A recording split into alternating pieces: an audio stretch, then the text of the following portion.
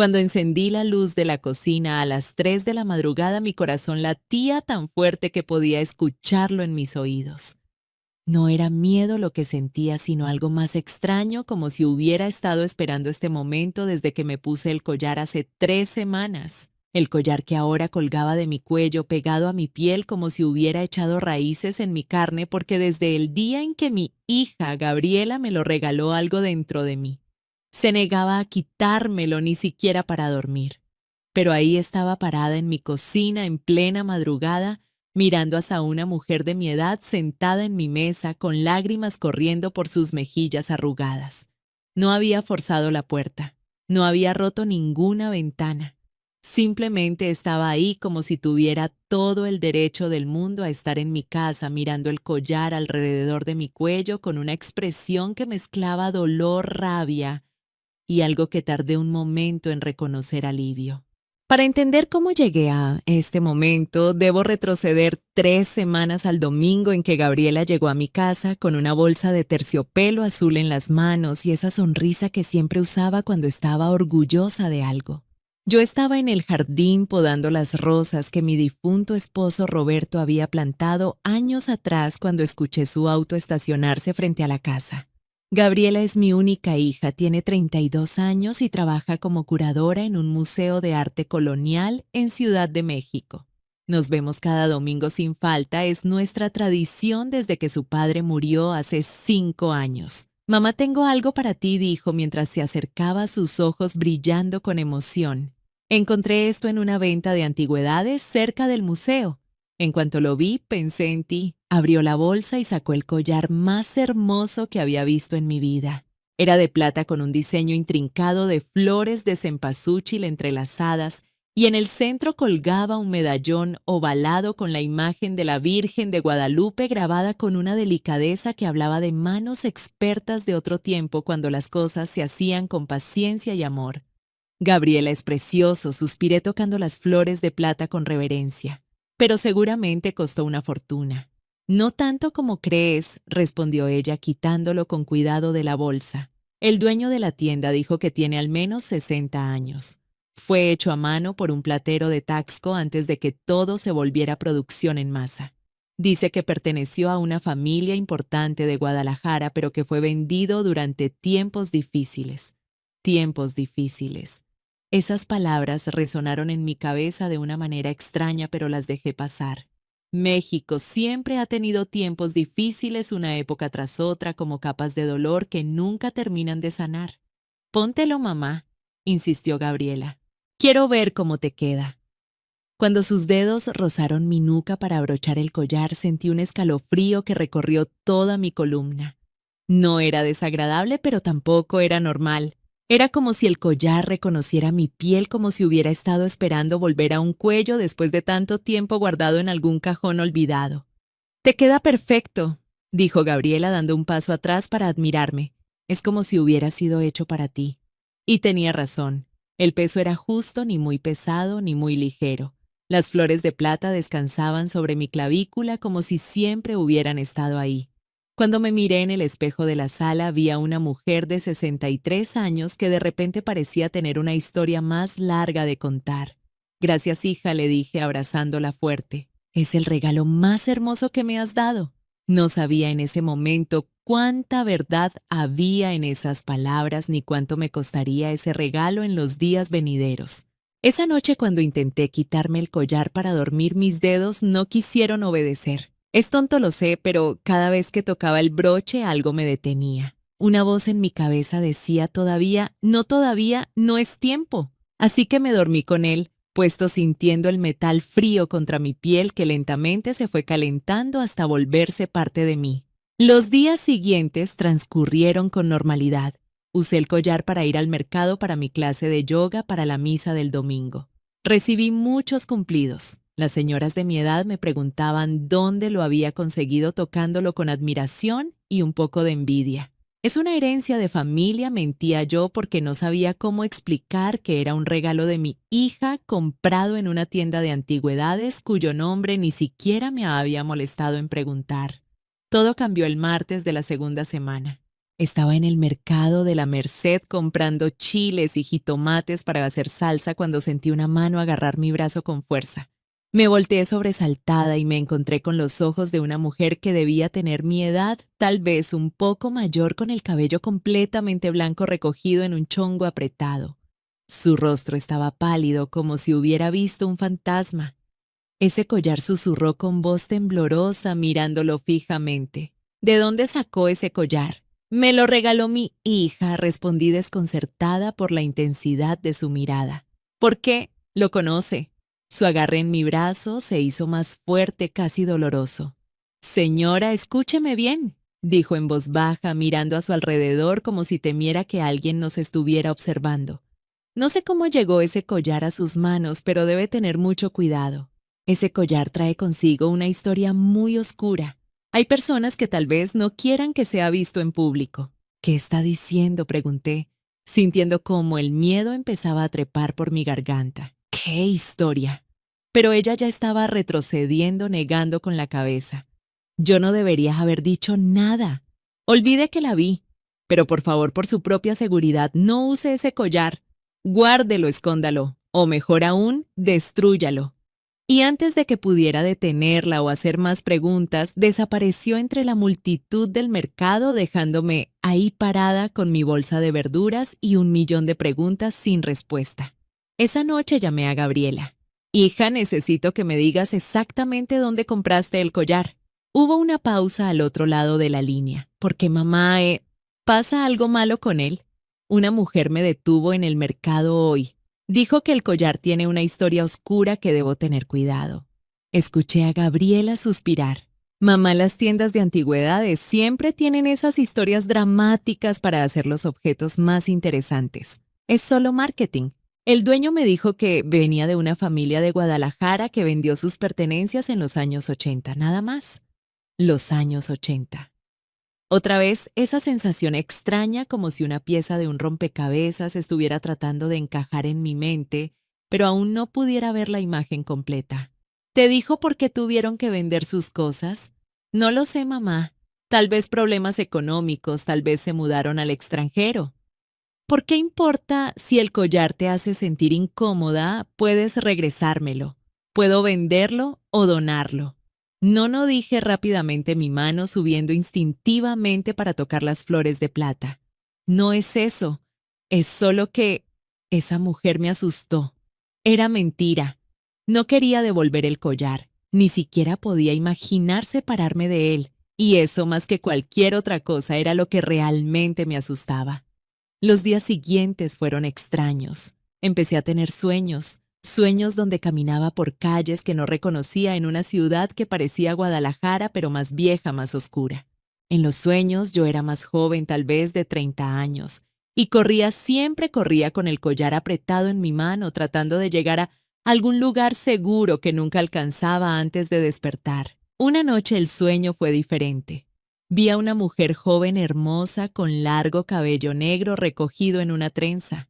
Llevaba puesto el collar, las flores de cempasúchil brillando contra su piel morena. Estaba en una fiesta riendo, bailando con un hombre alto de traje oscuro. La escena era feliz, llena de música y luz, hasta que otros hombres entraron a la habitación. Hombres con armas. El pánico, los gritos y luego oscuridad. Me desperté sudando con el corazón acelerado. El collar estaba caliente contra mi piel, casi quemando. Esa mañana tomé una decisión. Necesitaba saber la verdad sobre este collar. Necesitaba saber quién lo había usado antes que yo y por qué esa mujer en el mercado había reaccionado con tanto miedo. Llamé a Gabriela y le pedí la dirección de la tienda de antigüedades. Me dijo que se llamaba Memorias del Ayer y estaba en una calle pequeña cerca del Palacio de Bellas Artes. El dueño se llamaba Don Héctor Salinas. Cuando llegué a la tienda 2 días después, era un lugar pequeño y abarrotado, lleno de muebles antiguos, pinturas descoloridas y cajas de objetos diversos. Don Héctor era un hombre de unos 70 años con lentes gruesos y manos temblorosas que hablaban de décadas manejando objetos frágiles. «Señora, bienvenida», dijo cuando vio el collar alrededor de mi cuello. «Veo que su hija eligió bien. Ese es uno de los objetos más finos que he tenido en años. Don Héctor, necesito saber de dónde vino este collar, dije directamente. La historia completa, no solo que perteneció a una familia de Guadalajara. Necesito nombres, fechas, todo lo que sepa. Su expresión cambió. La amabilidad del comerciante se desvaneció reemplazada por algo más cauteloso. ¿Por qué quieres saber? Porque alguien me advirtió que tiene una historia oscura. Porque no puedo quitármelo. Porque tengo derecho a saber qué es lo que llevo en mi cuello. Suspiró profundamente y señaló una silla. Siéntese, señora. Esto tomará un tiempo. Lo que me contó cambió todo. El collar había pertenecido a una mujer llamada Lucía Mendoza Reyes. En 1985, Lucía tenía 28 años y estaba casada con un empresario prominente de Guadalajara llamado Fernando Carrillo. Eran una familia respetada con dinero antiguo y conexiones políticas.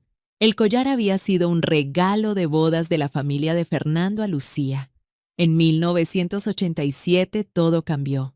Fernando fue acusado de tener vínculos con uno de los cárteles más poderosos de la época. Según los rumores, su negocio de importación y exportación era una fachada para lavar dinero del narcotráfico. Cuando las autoridades empezaron a investigar, Fernando desapareció. Simplemente se fue una noche y nunca regresó. 2 semanas después, Lucía también desapareció. Mi sangre se heló. ¿Qué le pasó?, pregunté con voz apenas audible. Don Héctor negó con la cabeza. Nadie lo sabe con certeza. La versión oficial es que huyó con su esposo. Pero hay quienes dicen que fue secuestrada, torturada, asesinada. Su cuerpo nunca fue encontrado. Se convirtió en una más de los desaparecidos de esa época cuando los narcos hacían lo que querían y las autoridades miraban para otro lado o peor participaban. Y el collar, la casa de los Carrillo, fue confiscada. Todo lo que tenían fue subastado o vendido ilegalmente. Este collar pasó por varias manos durante 38 años antes de llegar a mi tienda. Cada dueño anterior lo vendió rápidamente como si tuviera prisa por deshacerse de él. Cuando su hija vino a mi tienda, yo dudé en vendérselo, pero ella insistió tanto y parecía tan perfectamente inocente de toda esta historia, sentí náuseas. Mi hermoso regalo, este objeto que había llegado a amar, estaba empapado en sangre y dolor. ¿Por qué no me dijo esto a mi hija?, exigí. ¿Por qué vendió algo con semejante historia? Porque es mi trabajo, señora, respondió don Héctor con cansancio. Vendo antigüedades. Todos los objetos antiguos tienen historias, algunos tristes, algunos alegres, algunos terribles. Si me negara a vender hoy, a vender todo lo que tiene un pasado doloroso, tendría que cerrar mi tienda. México entero está construido sobre capas de dolor y muerte. No podemos borrar la historia solo porque sea incómoda. Sus palabras resonaron en mi mente durante todo el camino de regreso a casa. Tenía razón, por supuesto, pero eso no hacía que la verdad fuera más fácil de aceptar. Esa noche investigué por mi cuenta. Busqué en periódicos viejos, en archivos en línea. Encontré una foto de Lucía Mendoza Reyes de 1986 tomada en alguna gala benéfica. Era la mujer de mis sueños. El mismo cabello negro, la misma trenza, la misma sonrisa.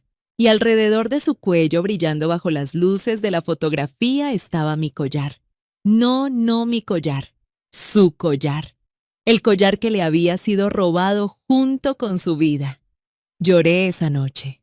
Lloré por una mujer que nunca conocí, por una vida interrumpida, por una familia destruida. Y mientras lloraba, el collar se sentía cada vez más pesado alrededor de mi cuello, como si absorbiera cada lágrima, cada gramo de dolor que yo sentía. Intenté quitármelo. Esta vez realmente lo intenté, pero mis dedos no podían hacer que el broche cediera. Era como si estuviera soldado a mi piel. El pánico se apoderó de mí. Corrí al baño, intenté con jabón, con aceite, cualquier cosa que pudiera para ayudar a deslizarlo. Nada funcionaba. Llamé a Gabriela llorando. «Mamá, cálmate, por favor, cálmate», decía ella. «Iré ahora mismo. Llamaré a un joyero, lo cortaremos si es necesario». Pero cuando Gabriela llegó con un joyero de emergencia 1 hora después y el hombre intentó usar sus herramientas en el broche, algo extraño sucedió. Cada vez que las pinzas se acercaban al collar, yo sentía un dolor punzante en el pecho como si me estuvieran clavando un cuchillo. Grité tanto que el joyero se asustó y se negó a continuar. «No puedo, señora», dijo nervioso. «No sé qué está pasando, pero esto no es normal. Debería ver a un doctor o tal vez a un sacerdote». Gabriela se quedó conmigo esa noche acostada a mi lado como cuando era niña y tenía pesadillas, pero ninguna de las dos durmió. Solo nos quedamos ahí mirando el techo mientras yo acariciaba las flores de plata que ahora se sentían como cadenas. A la mañana siguiente decidí hacer algo. Si Lucía Evaniosa había muerto, debía tener familia, alguien que la recordara. Alguien que merecía saber que su collar había sobrevivido, incluso si ella no. Pasé días investigando, llamando a oficinas de gobierno, revisando registros de desaparecidos de finales de los 80. Finalmente encontré lo que buscaba. Lucía tenía una hermana menor llamada Rosa Mendoza. Todavía vivía en Guadalajara. Le escribí una carta. Le conté cómo había llegado el collar a mis manos, le envié fotos. Le pregunté si quería que se lo devolviera, si significaba algo para ella, si había estado buscándolo todos estos años. Su respuesta llegó 2 semanas después. Una carta escrita a mano en papel delgado. «Estimada señora Hernández, no sabe cuánto significa su carta para mí. Ese collar fue lo último que vi puesto en mi hermana antes de que desapareciera. Durante 38 años he buscado cualquier rastro de Lucía, cualquier objeto que pudiera conectarme con ella. Y ahora usted me dice que ha estado usando su collar. No sé si reír o llorar. Si puedo pedirle un favor, puedo ir a verla. Puedo ver el collar una vez más. No necesita devolvérmelo si no quiere. Solo necesito verlo, tocarlo, sentir que mi hermana sigue existiendo en algún lugar del mundo. Con gratitud eterna, Rosa». Lloré al leer esa carta. Le respondí de inmediato invitándola a mi casa en 2 semanas. Pero Rosa no esperó 2 semanas. Esa misma noche, 3 días después de que envié mi carta, fue cuando escuché el ruido en mi cocina. Fue cuando bajé las escaleras a las 3 de la madrugada y encendí la luz para encontrarla ahí sentada mirándome con lágrimas en los ojos. «No pude esperar», dijo con voz quebrada. «Tomé el primer autobús que salía hacia Ciudad de México. Llegué hace 2 horas. Estuve sentada afuera de su casa tratando de reunir el valor para tocar la puerta. Pero era muy tarde y tenía miedo de asustarla. Entonces vi que la puerta del patio trasero estaba sin seguro y pensé que solo entraría un momento, solo para estar cerca del collar, aunque fuera por unos minutos antes de que me descubriera y llamara a la policía.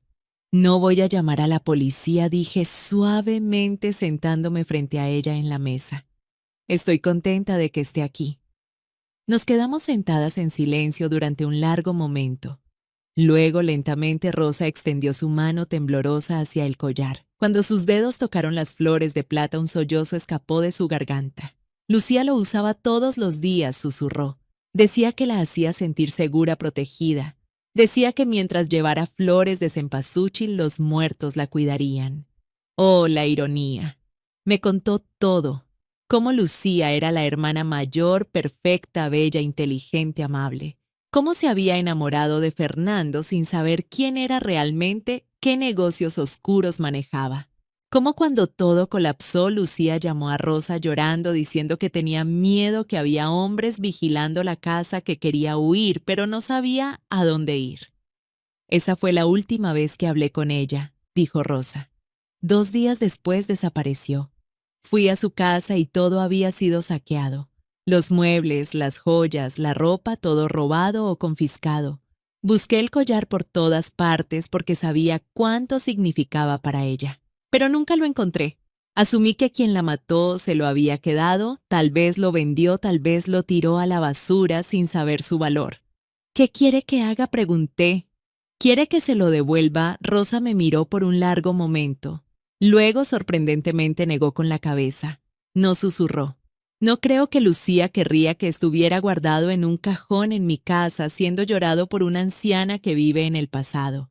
Creo que ella querría que fuera usado, que fuera visto, que siguiera existiendo en el mundo.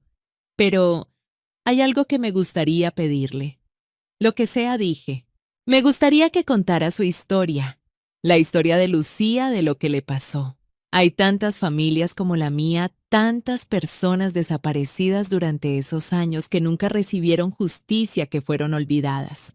Si pudiera encontrar una manera de honrar su memoria, de asegurarse de que su nombre no se pierda. Pasamos el resto de la noche hablando. Rosa me contó historias de Lucía, su infancia, sus sueños, sus miedos. Me mostró fotos que llevaba en su bolso, fotos que había cargado durante 38 años esperando el día en que pudiera mostrarlas a alguien que entendiera su dolor. Cuando amaneció habíamos hecho un plan. 2 meses después organizamos un evento en el museo donde trabajaba Gabriela. Lo llamamos Objetos de los Desaparecidos, Memorias que Permanecen. Exhibimos el collar de Lucía junto con objetos de otras familias que habían perdido seres queridos durante los años de violencia del narco. Cada objeto tenía una placa con el nombre de la persona desaparecida, su foto, un poco de su historia. Vinieron cientos de personas, familias que nunca habían hablado públicamente de sus pérdidas, periodistas, activistas, autoridades incómodas que no sabían dónde mirar. Rosa estuvo parada junto a mí durante toda la inauguración, sosteniendo mi mano mientras yo usaba el collar de su hermana, contando la historia una y otra vez a cada persona que preguntaba.